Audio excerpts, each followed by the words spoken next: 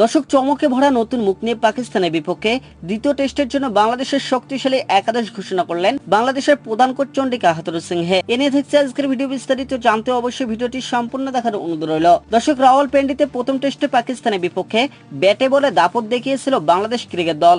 সাদমান ইসলাম, মমিনুল হক, মুশফিকুর রহিম, লিটন কুমার দাস ও মেহেদী হাসান মিরাজের ব্যাটে প্রথম ইনিংসে বড় লিড নেয় সফরকারীরা। দ্বিতীয় ইনিংসে সাকিব আল হাসান ও মেহেদী হাসান মিরাজের স্পিনের সামনে দাঁড়াতে পারেনি শান মাসুদের দল।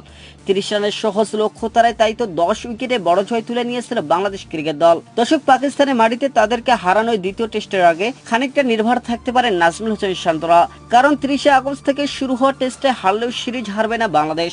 এদিকে ড্র করলে প্রথমবারের মতো পাকিস্তানের বিপক্ষে সিরিজ জিতে নেবে সফরকারীরা।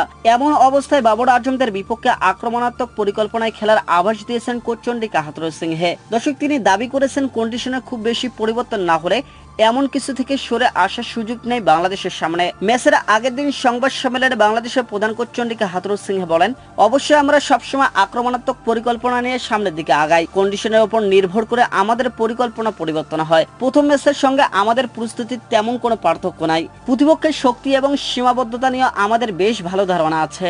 আমরা যখন পরিকল্পনা করি তখন উইকেট এবং আকাশের অবস্থা দেখতে হয়। দর্শক, এদিকে সিরিজের প্রথম টেস্টে 3 পেসারের সঙ্গে স্পিনার হিসেবে সাকিব আল হাসান ও মেহেদী হাসান মিরাজকে খেলিয়েছিল বাংলাদেশ ক্রিকেট দল। এদিকে দ্বিতীয় টেস্টে স্কোয়াডে যুক্ত হয়েছেন তাসকিন আহমেদ। রাওয়ালপিন্ডির ঘাসের উইকেটে একাদশে দেখা যেতে পারে ডান হাতি পেসারকে। প্রথম ম্যাচে জিতলেও পরের টেস্টের একাদশে পরিবর্তন আনার আভাস দিয়ে রেখেছেন কোচ চন্ডিকা হাথুরুসিংহে।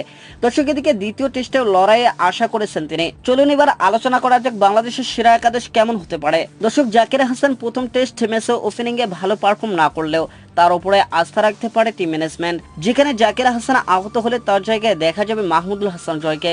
দ্বিতীয় ওপেনার ব্যাটসম্যান হিসেবে সেরা একাদশে থাকবেন সাদমান ইসলাম। দর্শক, প্রথম টেস্টের প্রথম ইনিংসে 93 রান এবং দ্বিতীয় ইনিংসে 9 রানে অপরাজিত থাকেন তিনি।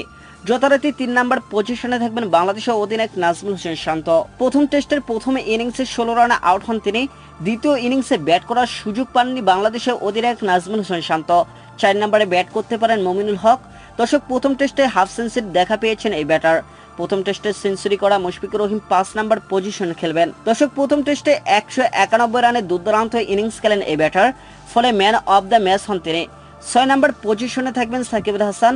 7 নম্বরে ব্যাট করবেন লিটন কুমার দাস। প্রথম টেস্টে হাফ সেঞ্চুরি করেন লিটন কুমার দাস। দর্শক, তাই তো তাকে এই জায়গাতে বেশি মানায়। প্রথম টেস্টে হাফ সেঞ্চুরি দেখা পেয়েছিলেন এই ব্যাটার। 8 নম্বর পজিশনে দেখা যাবে মেহেদী হাসান মিরাজকে। এছাড়া প্রথম টেস্টে বল হাতে 2 ইনিংসে 5 উইকেট শিকার করেছেন মেহেদী হাসান মিরাজ। দর্শক, ফার্স্ট বোলিং বিভাগ সামলাবেন প্রথম ম্যাচের হাসান মাহমুদ।